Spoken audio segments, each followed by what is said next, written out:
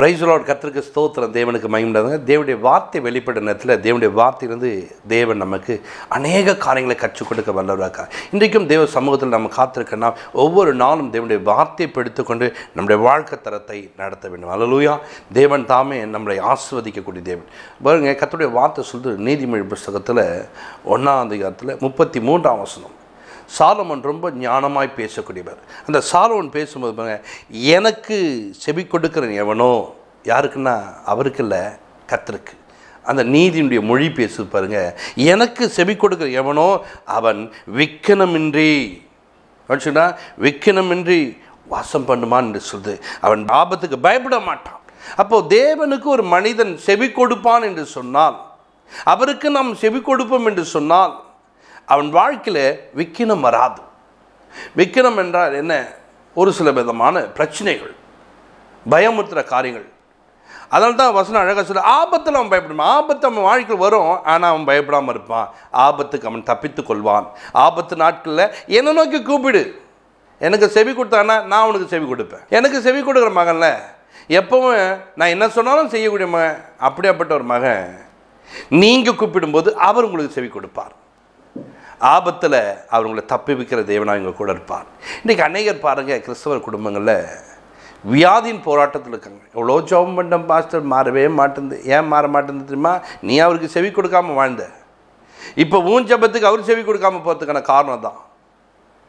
உன்னுடைய வியாதி உன்னை அண்டிக் கொள்வதுக்கு காரணம் என்ன? நீ அவருக்கு செவி கொடுப்பேன்னு சொன்னால், அப்பா என்னன்னு தெரியல, ஒரு சோர்வாக இருக்குது, என்னன்னு தெரியல, எனக்கு இப்படி ஒரு மாதிரி பிரச்சனை, அப்போவே குணமாக்கிட்டு இருப்பார். அது அன்றைக்கி போய் அப்படியே போய் டாக்டர்கிட்டலாம் பார்த்து ட்ரீட்மெண்ட் பார்த்து கண்டினியூ பண்ணிட்டு இருக்குங்க. இன்றைக்கி பல வருடமாக சொல்லக்கலாம் வியாதி, பல வருடமாக குடும்பத்தில் சமாதானம் குறைவு, பல வருடமாக ஒரு சில குடும்பத்தில் பாருங்கள் நிம்மதியில்லாத வாழ்க்கை. எங்கள் வீட்டிலையே நாங்கள் பேச இல்லைங்க, வெளியில் தான் சும்மா நாங்கள். ஏன்னா வீட்டுக்குள்ளே என்ன சமாதான குறைவு. கணவன் மனைவிக்குள்ளே பாருங்கள் சண்டை சச்சரவோடு வாழுது. ஒரு பிள்ளை பேசும்போது, அப்பா எங்கள் வீட்டில் ஒரு பிரச்சனைப்பா, என்னம்மான்னு கேட்டேன். அப்பாவுக்கு அம்மாவுக்கு சண்டைப்பான்னு சொல்லி பேசும்போது அழுகுது தேம்பி தேம்பி. என்னன்னா அந்த வீட்டுக்குள்ளே சமாதானம் இல்லாமல் போய்விட்டது. ஏன் தெரியுமா? நிறைய நேரத்தில் நாம் தேவனுக்கு செவி கொடுக்காமல் வேறொரு காரியங்களுக்கெல்லாம் செவி கொடுப்பதுனால வீட்டுக்குள்ளே இருக்க சமாதானம் இல்லாமல் போகிறது. ஒன்றும் இல்லைங்க, உங்கள் வீட்டுக்காருக்கு நீங்கள் செவி கொடுக்காம அவர் சொன்னால் எது சொன்னால் செய்ய மாட்டேன்னா அவர் பாருங்கள் கொஞ்ச நாள் உங்க கூட இருப்பார், அப்புறம் உங்களை விட்டு போயிடுவார். என்னங்க அவர் வீட்டுக்காரர் இல்லாமல் போய்ட்டுறேன். ஏங்க நீங்கள் அந்த வீட்டை விட்டு போயிட்டீங்க அப்படின்னா, அவன் நான் எது சொன்னாலும் கேட்கறதே இல்லைங்க, நான் எப்படிங்க கூட இருக்கிறது. அப்போ உங்கள் வீட்டுக்காரு அவர்களுக்கு நம்ம செவி கொடுக்காமல் போவோம்னு சொன்னால் ஒரு 6 மாதமோ 3 மாதமோ இல்லை 1 மாதமோ நம்ம செவி கொடுக்காமல் போனால் அதுக்குரிய பிரச்சனையை சந்திப்பது போல தேவனுக்கு நம்ம செவி கொடுக்காமல் வாழக்கூடாது. தேவனுக்கு செவி கொடுத்து வாழ்ந்தால் நம்முடைய வாழ்க்கை ஆசீர்வாதமாய் மாறும். எகிப்தில் பாருங்கள், இஸ்ரவேல் ஜனங்கள் செவி கொடுக்க சொல்கிறார். அந்த செவி கொடுக்கிற ஒரு காரியங்களை நீங்கள் அறிந்து கொள்ளலாம். 9 வாதை அவருடைய வாழ்க்கையில் கண்டினியூ ஆகுது. அப்போது அந்த மனிதன் பயப்படவில்லை, அவளை போக விடவில்லை. 10வது வாதை இப்போ ஸ்டார்ட் ஆகுது. இந்த 10வது வாதை அவருடைய வாழ்க்கையில் குறுக்கிடும் போது, இந்த 10வது வாதை வரும்போது பாருங்கள், இஸ்ரவேல் மக்களுக்கு ஒரு காரியங்களை சொல்கிறார்.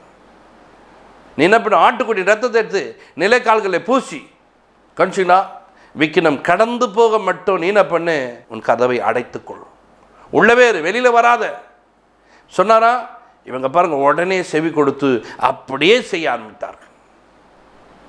வருது பாருங்க, சங்கார தூதன் புறப்பட்டு வருகிறார். அங்கே வரும்போது நிலைக்கால்களிலே தேவன் சொன்ன வார்த்தையின்படி ரத்தம் பூசப்பட்டு கதவு அடைக்கப்பட்டு இவர்கள் உள்ளே பாதுகாப்பாக இருந்தார்கள். அந்த பாதுகாப்பு தான் இவருடைய பிள்ளை சாகாதபடிக்கு தேவன் உதவி செய்தார். அவர்களோ இந்த தேவன் சொல்லும்போது, இந்த எபிரேய தேவன் வந்து சொன்னார்னா நாங்கள் கீழ்ப்பண்ணுமா, நாங்கள் கதவை திறந்து வச்சுப்போம், நாங்கள் பூச மாட்டோம், நாங்கள் எதுவும் செய்ய மாட்டோம். அவங்க பாட்டு இருந்தாங்க பார்த்தீங்களா, அவங்க வீடுகளுக்குள்ளே சங்கார தூதன் போய் அவளுக்கு எது பலனாய் காணப்படுதோ அந்த பலனாய் இருக்கக்கூடிய தலைச்சம் பிள்ளைகள் செத்து போனார்கள். அதான் சொல்கிறாரு, எனக்கு செவி கொடுக்குறவன் எவனோ, எனக்கு அவன் செவி கொடுத்துந்தான் சொன்னால் அவன் வாழ்க்கையில் அந்த விக்கினம் பின்தொடர்ந்துருக்காது. அவன் ஆபத்தில் அவனுக்கு பயம் உண்டாயிருக்காது. ஏன் தெரியுமா? என் ஆபத்து நாட்களில் என் தேவன் எனக்கு உதவி செய்ய வல்லவராக்கார். ஆபத்து நேரத்தில் என்னை கூப்பிட சொல்ல பாருங்க, அப்பான்னு ஒரு வார்த்தை கூப்பிட்டுனா என்னை பாதுகாத்து என்னை காப்பாற்ற ஒரு வல்லவராக இருக்கிறார், அவர் எனக்கு உதவி செய்வார் என்று நம்பிக்கையோடு வந்திருப்பாங்க. நீ நல்லா கவனிங்க, எகிப்தியருக்கு சத்தியம் தெரியாது. அவங்க இந்த சத்திய வார்த்தையை பின்பற்றுவதில்லை. அவர்கள் வேறொரு தேவனை பின்பற்றி கொண்டிருக்காங்க. ஆனால் நீங்கள் நானும் இந்த வேத புஸ்தகத்தை எடுக்கிறோம் என்று சொன்னால், இந்த வேதத்தை வாசிக்கிறோம் என்று சொன்னால், நான் ஒவ்வொரு நாளும் இந்த வேதத்துள்ள வார்த்தைகளுக்கு நான் செவியை கொடுக்க வேண்டும். உன் காதை மட்டும் கொடுமா, உன் செவியை சாய்த்தன கவனிச்சுன்னா இப்படியே கேட்டுக்கிறத அங்கே சொல்லும்போது ஏன் சொல்கிறார், எதுக்கு சொல்கிறான்னு அறிந்து கொள்ள வேண்டும். நீங்கள் அறிந்து கொண்டு என்ன பண்ண வேண்டும் தெரியுமா, அதை உங்கள் மனதில் வைத்துக்கொண்டு நான் இப்படி வாழ்ந்து கொண்டிருக்கேன், நான் இப்படி வாழக்கூடாதுன்னு உங்கள் வாழ்க்கை தரத்தை மாற்றும் போது கர்த்தர் உங்களை கொண்டு ஒரு பெரிய காமிச்சுவார். ஆனால் நீங்களும் என்ன பண்ணுவதில்லை, அப்படி செய்வதில்லை, அப்படி நடப்பதில்லை, அப்படி வாழ்வதற்கு உங்களை அர்ப்பணிப்பதில்லை. நிறைய நேரத்தில் ஒரு ஏனோ தானோ என்ற ஒரு வாழ்க்கை வாழ்கிறோம். வாழக்கூடாது. தேவனுக்கு ஏற்ற ஒரு வாழ்க்கை, தேவனுக்கு பிரியமான ஒரு வாழ்க்கை வாழ்வதற்கு உங்களை அர்ப்பணிக்க வேண்டும். கர்த்தர் உங்களை ஆசீர்வதிப்பார். எப்போ கிறிஸ்துவுக்குள்ளே வந்துட்டோமோ, கிறிஸ்துவுக்குள்ளே வந்த நாம் இந்த கிறிஸ்தவ வார்த்தையாகிய தேவனுடைய வார்த்தைக்கு நீங்கள் செவி கொடுக்க வேண்டும். கையில் தூக்குற வேத புஸ்தகத்துக்கு ஒரு முக்கியத்துவம் கொடுக்க வேண்டும். நீங்கள் செவி கொடுத்து பாருங்கள், உங்கள் வாழ்க்கையில் விக்கினம் இல்லாதபடிக்கு கர்த்தர் நடத்துவார். பலியை பார்க்கலும் கீழ்ப்படிதலே உத்தமம். இப்போ பலியை செலுத்ததை விட கீழ்ப்படினோம், கர்த்தருடைய வார்த்தைக்கு கீழ்ப்படினோம், கர்த்தருடைய வார்த்தையின்படி நடக்கணும். கர்த்தர் உங்களை ஆசீர்வதிப்பார். இன்றைக்கி நிறைய நேரங்களில் அம்மா அவர் சொல்லுவார், அது மாதிரிலாம் செய்ய முடியுமா, யார்கிட்ட, மனிதர்களை பார்த்து, ஒரு சிலருக்கு பார்த்து அவர் அதான் கூப்பிட்டு இருப்பார் கம்னர் அப்படின்ட்டு செவி கொடுக்காத மாதிரி போயிருப்பாங்க. மனுஷன் ஒன்றும் பண்ண மாட்டாங்க. மனுஷன் என்ன பண்ணுவான், திட்டுவான். அது என்ன தான் கூப்பிட்டாலும் அது அப்படி தான் பண்ண, அது ரொம்ப திமிர் பிடிச்சிருவாங்க. ஆனால் தேவன் அப்படி கிடையாது. நீ இப்படி இருக்கியா, நான் என்ன பண்ணேன்னு தெரியுமா, உனக்கு ஒரு ஆபத்துன்னு வரும் பற்றியா, ஆபத்து புசல் காற்று போல் உன் பக்கம் வரும்போது நான் ஆகடியம் பண்ணுவேன், நான் சிரித்து கொண்டு இருப்பேன். அன்றைக்கி உன் பிரச்சனை வரும், நீ பிரச்சனை தவிப்ப, பிரச்சனை நேரத்தில் என்ன பண்ணுவேன், அழுவ, பிரச்சனை நேரத்தில் புலம்புவேன். நீ எனக்கு செவி கொடுக்கல, நானும் உனக்கு செவி கொடுக்க மாட்டேன். என்ன பண்ணுவீங்க? இன்றைக்கி தேவ பிள்ளைகளை நீங்கள் எந்தெந்த இடத்துல செவி கொடுக்கல, எதுக்கெல்லாம் செவி கொடுக்கல யோசித்து பாரு. அப்படி செவி கொடுக்காத இடம்னா, அன்று என்ன மன்னிச்சிடுங்கப்பா, நீர் என்னை உண்டு பண்ணி உம்முடைய பிள்ளையாக என்னை தெரிந்து கொண்டு, எத்தனையோ மக்கள் இருக்கிற இடத்துல என்ன உம்முடைய பிள்ளையாக தெரிந்து கொண்டீங்களே, என்ன உமக்காக பிரித்து வச்சிங்களே, நானே செவி கொடுக்காமல் வாழ்ந்து கொண்டிருப்பேனா, அன்றே நான் அப்படி வாழ்ந்த நாட்கள் உண்டு, நான் அப்படி நீ வாழ மாட்டேன்று, எனக்கு உதவி செய்யுங்க அன்று, உங்கள் உதவியை நாடுகிறான்றன்னு சொல்லிட்டு நீங்கள் தேவனை சார்ந்தவளாய் வாழ வேண்டும், தேவனுக்கு உகந்தவளாய் மாற வேண்டும். தேவன் உங்களை ஆசீர்வதிக்க வல்லவராக இருக்கிறார். தேவன் உங்கள் தேவையை சந்திக்க வல்லவராக இருக்கிறார். 1 ராஜாக்கள் 17ஆம் அதிகாரத்திலே அங்கே 3ஆம் வசனத்தை வாசிக்கும் போது அந்த இடத்துல பார்க்கும்போது ஒரு காரியங்களை நீங்கள் பார்க்கலாம். எலியா என்ற ஒரு மனிதனுக்கு, அந்த எலியாவுக்கு தேவனுடைய வார்த்தை புறப்பட்டு வருகிறது. அந்த தேவனுடைய வார்த்தை பாருங்கள், நீங்கள் போய் என்ன பண்ணணும், கேரி தாற்றங்கள்கிட்ட போய் ஒளிந்துக்கொள், அங்கே கொஞ்ச நாள் இரு, ஒளிஞ்சிக்க போ, நீ அங்கே இரு, நான் உனக்கு வேண்டியதெல்லாம் கொடுக்குறேன். இல்லை அன்று ஆள்தெல்லாம் போக முடியாது, கேரி தாற்றங்கள்லாம் யாருக்கு, என்னையா அங்கே அனுப்புறீங்க அப்படின்னு சொல்லுகிற ஒரு மனிதன் கிடையாது. தேவனுடைய ஊழியக்காரர்கள் பாருங்கள், தேவன் சொன்னால் அதை செய்யக்கூடியவர்களாக இருக்காங்க. அப்போ யாருக்கிட்ட அவர் பேசுகிறன்னா, நான் சொன்னால் செய்யக்கூடியவங்கிட்ட தான் பேசுவார். இந்த வேத புஸ்தகம் உங்ககிட்ட பேசும்போது நீ தெரிஞ்சுக்கணும், நீ செய்யக்கூடியவன் என்பதை அறிந்து தான் உங்ககிட்ட பேசுகிறாரு. ஆனால் நீயோ கேட்டு விட்டு அதை நல்லா புரிந்து கொண்டு செய்யாமல் வாழுறாயே, அது உன்னுடைய வாழ்க்கையில் அது திமிர்த்தண்டமான காரியமாய் மாறிடும், திமிர்த்தண்டமாய் மாறிடும். உன் வாழ்க்கையில் அது உனக்கு பிரச்சனையாக மாறிடும். இன்றைக்கு தேவ சமூகத்தில் வந்திருக்க பிள்ளைங்க, எலியாவோடு பேசும்போது எலியா பாருங்கள், அவர் சொன்னபடியே என்ன பண்ணிட்டாரு, அங்கே போய் அமர ஆரம்பித்தார். அல்லேலூயா. அந்த கேரி தாற்றங்களில் போயிட்டு என்ன பண்ண, தன்னை ஒழித்து கொண்டவராக இருந்தார். இவர் வேறு சொல்லிட்டாரு, நமக்கு சாப்பாடு கிடைக்குமா கிடைக்காதா, நான் என்ன பண்ண போகிறேன்னு தெரியல, யாருக்கு போக ஒரே பயமாக இருக்குது, அப்படி சொல்லவே இல்லையே. அழகாக போனார், சொன்ன மாதிரியே ஒழித்து கொண்டார். கொஞ்ச நாள் ஆச்சு, அந்த ஆற்றங்கரை தண்ணி என்ன பண்ணுறது, வற்றி போகிறது, அந்த தண்ணி என்ன பண்ணுறது, இல்லாமல் போகுது. இது யாருக்கு தெரியும், இவர் சொல்லும்போது செவி கொடுத்தார் பார்த்தீங்களா, அந்த செவி கொடுக்கும்போது தேவன் சொன்ன வார்த்தை தனக்குள்ளே உட்காந்துருக்க, அந்த வார்த்தைக்கும் தெரியும். நீங்கள் எந்த வார்த்தைக்கு செவிக்கணும், அந்த வார்த்தை உங்களுக்குள்ளே தங்கி கொண்டு இருக்கிறது, அது உங்களுக்குள்ளே வாசம் பண்ணி கொண்டிருக்கு. அந்த வார்த்தை விக்கினங்களுக்கு உன்னை விலக்கி பாதுகாக்கும், உனக்கு வருகிற ஆபத்துக்கு உன்னை தப்பு வைக்கக்கூடியதாக மாறும். அந்த வார்த்தை உனக்குள்ளே தான் தங்கியிருக்குது. அந்த வார்த்தையின்படி என்ன பண்ணுறாரு, இருக்கிறார். ஒரு குறிப்பிட்ட நாள் வந்தது, வரும்போது பாருங்கள் தண்ணியெல்லாம் வற்றி போகுது.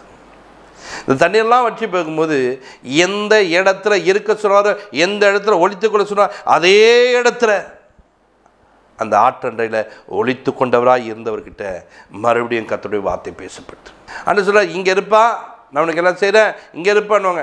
நாம் இந்த இடத்த விட்டு இன்னொரு இடத்துக்கு போய் நிற்போம். அப்போது இங்கே இருந்தால் அவர் வந்து பேசியிருப்பார்.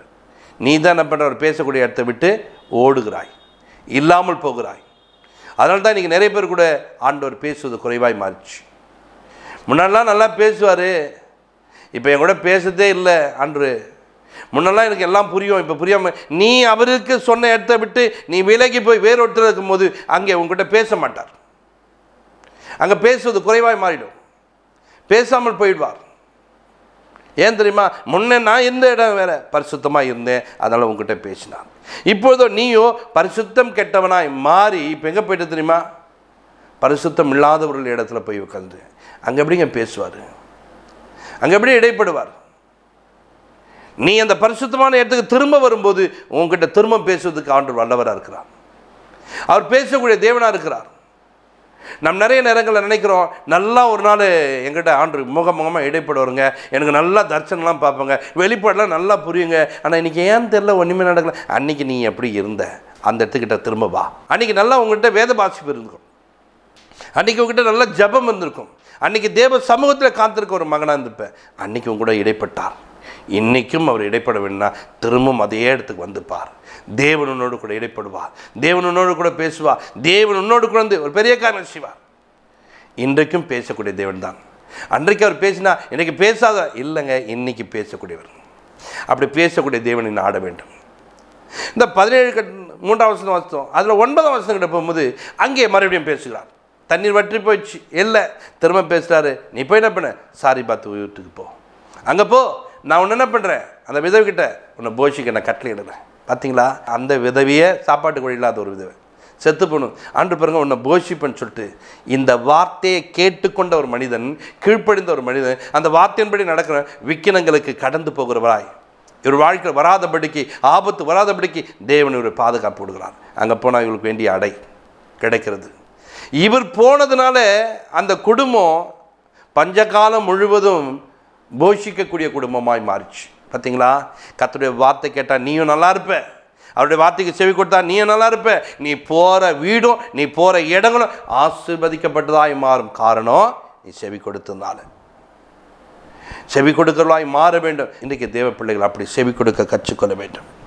1 சாமுவேல் 15:19 நீங்கள் வாசிக்கும் போது பாருங்கள், இங்கே சவுல் என்ற ஒரு மனிதன் செவி கொடுக்காதவராய் மாறிட்டார்.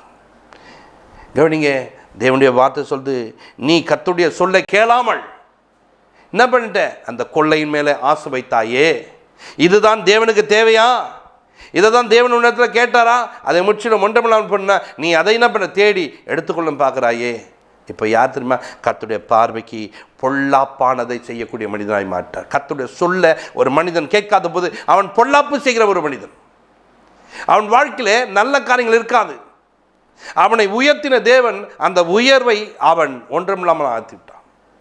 எந்த தேவன் உயர்த்தினாரோ அதே தேவன் இந்த மனிதனை உயர்த்தினது எனக்கு ரொம்ப கஷ்டமாக இருக்குது. மனவேதனை உண்டு பண்ணிட்டான், மனசு கஷ்டப்படி நடத்தினான். இன்றைக்கி உங்களை நல்வழியில் சுகத்தை கொடுத்து இன்றைக்கி நல்லவளாக வைத்திருப்பார்.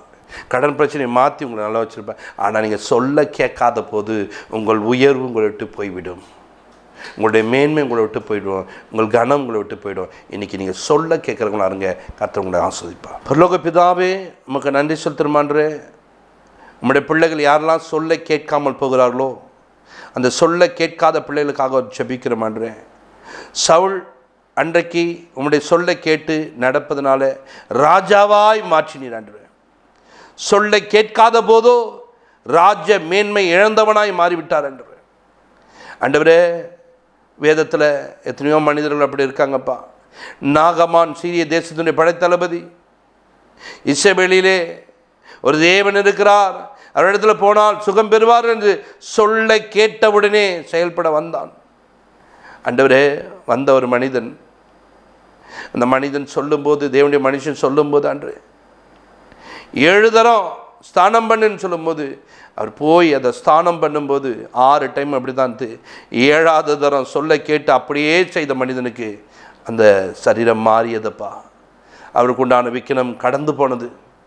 அப்படிப்பட்ட பிரச்சனைக்கு அவர் நீங்களாக்கப்பட்டவராய், குஷ்டரோகம் நீங்கினவராய் மாறியிருக்கிறார். இன்றைக்கி சொல்ல கேட்கும் போது ஆசீர்வாதம், சொல்ல கேட்காத போது அவருடைய வாழ்க்கையில் குறைவுண்டாது என்பதை அறிந்து கொண்டு ஜனங்கள் நம்முடைய சொல்ல கேட்டு நடக்க வேண்டிய கிருபையும் பலனும் தந்து ஆசீர்வதியும். இயேசு கிறிஸ்துவின் ஜெபத்திற்கு நல்ல பிதாவே, ஆமென். God bless you.